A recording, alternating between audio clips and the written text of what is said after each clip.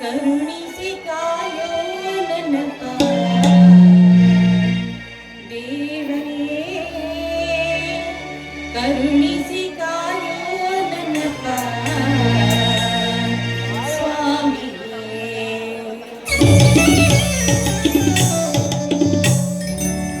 ಶ್ರೀ ಬಸವೇಶ ಜ್ಞಾನಪಿಂತೆ, ಶ್ರೀ ಬಸವೇಶ ಜ್ಞಾನಪಿಂತೆ, ಕರುಣಿಸಿ ಕಾಯೋ ನನ್ನ ದೇವನೇ, ಕರುಣಿಸಿ ಕಾಯೋ ನನ್ನ ಸ್ವಾಮಿಯೇ.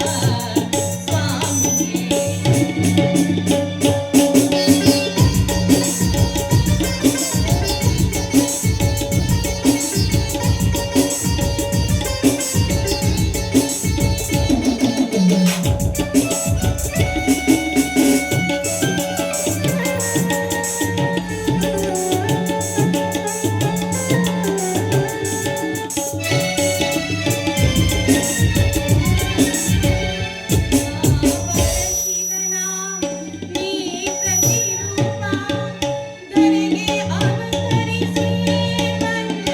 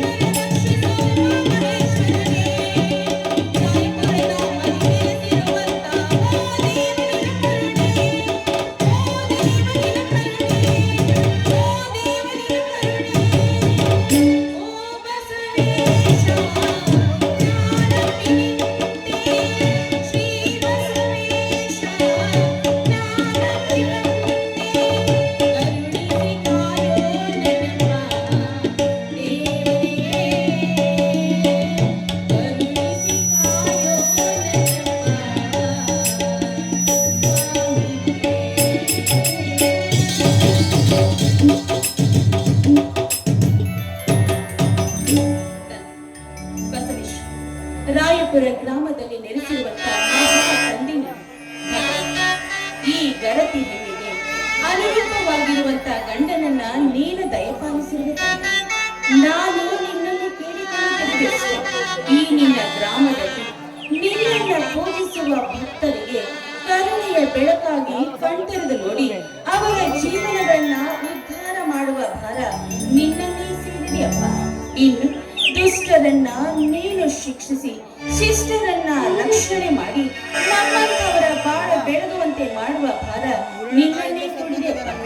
ನಾನು ನಿನ್ನಲ್ಲಿ ಕೇಳಿಕೊಳ್ಳುವುದಿಷ್ಟೇ, ಈ ನನ್ನ ಸಂಸಾರ ಸದಾ ಕಾಲ ನಗು ನಗುತ್ತಾ ಚೆನ್ನಾಗಿ. ಇದೇನು ಆ ಬಸವೇಶ್ವರನ ಪೂಜಿಸುವ ಆತುರದಲ್ಲಿ ಈ ನಿನ್ನ ಪತಿ ದೇವರನ್ನೇ ಬರೆದಿಟ್ಟುತ್ತಿರುತ್ತದೆ.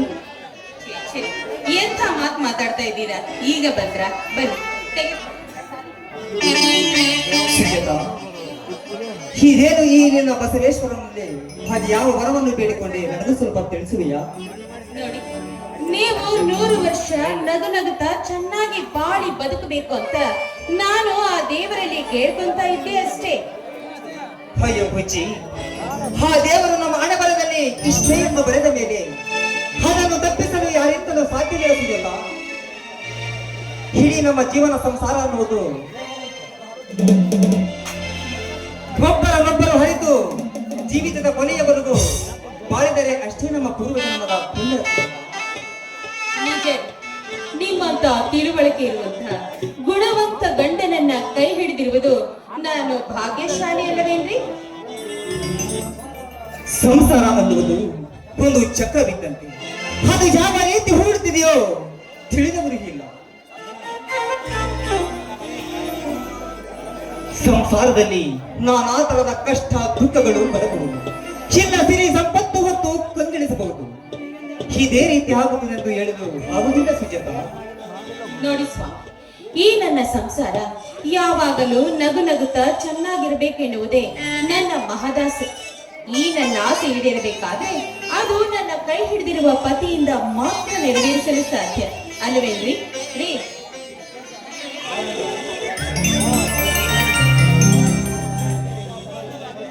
ಸುಜಾತ, ಇಷ್ಟೊಂದು ಅಭಿಮಾನವಿದೆಯಲ್ಲ ಈ ನಿನ್ನ ಪತಿ ದೇವರ ಮೇಲೆ. ನಿನ್ನ ಮಾತಿಯನ್ನು ನಾನು ಖಂಡಿತವಾಗಿ ನೆರವೇರಿಸುತ್ತೇನೆ, ಆಯ್ತೆ?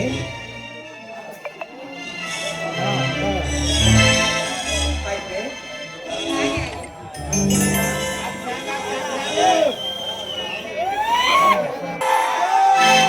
ಸಂಸಾರ ಎನ್ನುವ ಸಾಗರದಲ್ಲಿ ಸರಿಪದಿಗಳಿಬ್ಬರ ಆನಂದದಿಂದ ಈಜುತ್ತಂತೆ ತೋರುತ್ತದೆ. ಹೌದಲ್ಲ ಮಾಮಾಜಿಯವರೇ? ಹಲೇ ತಲಹರಟೆ, ನಿನ್ನನ್ನು ಇಲ್ಲಿಗೆ ಬರಮಾಡಿದ್ದು ಯಾರು? ಮಾಮಾಜಿಯವರೇ, ನೀವು ನನ್ನನ್ನು ಬರಮಾಡಲಿಲ್ಲ, ನನ್ನ ಅಕ್ಕ ಸುಜಾತ ಬರಮಾಡಿದಳು ಅಷ್ಟೇ ಮಾಮಾಜಿಯವರೇ. ಹಾಗಾದರೆ ನಿನ್ನ ಅಕ್ಕನ ಮುಂದೆ ಮುಂದೆ ಹೊರಸುವ ನಿನ್ನ ಭಾಷಣವನ್ನು ನಾನೀಗ ಸ್ವಲ್ಪ ತೋಟದ ಕಡೆಗೆ ಹೋಗಿ ಬರುತ್ತೇನೆ, ಆಯ್ತೆ? ಅಕ್ಕಾಜಿಯವರೇ, ಮಾಮಾಜಿಯವರು ಹೋದರು, ಇನ್ನು ನನ್ನ ವಿಷಯ ಎಲ್ಲಿಗೆ ಬಂತೆಂತು ಹೇಳಕ್ಕ. ಯಾವ ವಿಷಯಪ್ಪ? ನೀನ್ ನನಗೆ ಯಾವ ವಿಷಯನೂ ಹೇಳೇ ಇಲ್ಲಲ್ಲ. ಅಷ್ಟು ನಿನಗೆ ಗೊತ್ತಿಲ್ಲ ನಮ್ಮ ನನ್ನ ಪ್ರೇಮ ದೇವತೆ ಕಳಸವಾಗಿರುವ ಆ ಚೈತನ್ಯ ವಿಷಯ ಈಗಲಾದ್ರೂ ಸ್ವಲ್ಪ ತಿಳಿಸಕ್ಕ. ಓಹೋ, ಅದಾ? ನೋಡು, ನಿನ್ನೆ ನಾನು ಚೈತ್ರಳ ಮನೆಗೆ ಹೋಗಿದ್ದೆ. ಅವಳು ಇವತ್ತು ದೇವಸ್ಥಾನಕ್ಕೆ ಹೋಗೋಣ ಬರ್ತೀನಿ ಅಂತ ಹೇಳಿದ್ಲು. ಆದ್ರೆ ಇಷ್ಟು ತನಕ ಯಾಕೆ ಬರ್ಲಿಲ್ಲ ಅಂತ ಗೊತ್ತೇ ಆಗ್ಲಿಲ್ವಲ್ಲ. ಇನ್ನೇನು ಇಷ್ಟರಲ್ಲೇ ಬಂದ್ರು ಬರ್ಬಹುದು. ಆಗ ಅಲ್ಲಿ ನೋಡು ಬಂದೇ ಬಿಟ್ಲು. ಅಕ್ಕ, ಅವಳು ಬರಲಿ, ಸ್ವಲ್ಪ ಮರೆಯಾಗಿ ನಿಲ್ಲುತ್ತೇನಕ್ಕ.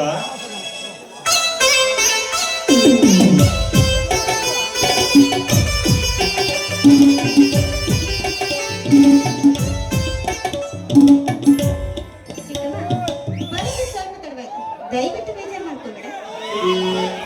ಹೇಗಿದ್ರು ತಡವಾಗಿ ಬಂದ್ಬಿಟ್ಟಿದ್ಯಾ. ಆದ್ರೆ ಈಗ ದೇವಸ್ಥಾನಕ್ಕೆ ಹೋಗ್ಬೇಕು ಅನ್ಕೊಂಡಿದ್ವಿ. ಮುಂದೇನ್ ಮಾಡೋದು? ಮಾಡೋದೇನಿದೆ, ಸುಮ್ನೆ ಹಾಗೆ ಮಾತಾಡ್ಕೊಂಡು ಹೋಗೋಣ ಅಂತ ಬಂದೆ. ನೋಡು, ನೀನು ಸುಮ್ನೆ ಹಾಗೆ ಮಾತಾಡ್ಕೊಂಡು ಹೋಗೋದ್ ಬೇಡ.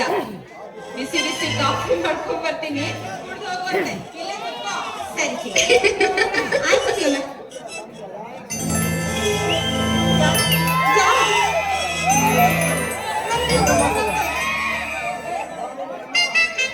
ನಿನ್ನ ಪಾಲಿನ ಯಮ ಕಣ್ಣು ಮುಚ್ಚಿದ್ದಾನೆ, ತಿಳಿಯುತ್ತೆ? ಅಯ್ಯೋ, ನನ್ಗಂತೂ ತುಂಬಾ ಭಯ ಆಗ್ತಿದೆ. ಚಿಕ್ಕಮ್ಮ,